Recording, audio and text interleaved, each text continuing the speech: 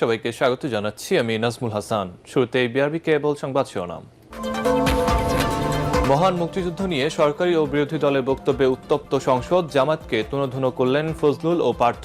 নির্বাচনে কারচুপির প্রমাণ পায়নি ইইউ। রূপপুর পারমাণবিক বিদ্যুৎ কেন্দ্রের প্রথম ইউনিটে উৎপাদন প্রক্রিয়া শুরু। পারমাণবিক বিদ্যুৎ উৎপাদনকারী তালিকায় বাংলাদেশের নতুন অগ্রযাত্রা। প্রধানমন্ত্রীর সাথে রোসাটমের মহাপরিচালকের সাক্ষাৎ। বাংলাদেশের সঙ্গে যুক্তরাষ্ট্রের বাণিজ্য চুক্তিতে কোনো গোপনীয়তা নেই, জানালেন মার্কিন রাষ্ট্রদূত। তৈরি পোশাক খাতে আগের মতোই বহাল থাকছে কোটা ফ্রি সুবিধা, ব্রিটিশ হাই কমিশনার। এবং দেশে জঙ্গি ইস্যুতে বিপরীত মেরুতে তথ্য উপদেষ্টা ও স্বরাষ্ট্রমন্ত্রী। মাঠ পর্যায় থেকে সেনাবাহিনী পর্যায়ক্রমে তুলে নেওয়ার কথা জানালেন সালাউদ্দিন আহমদ।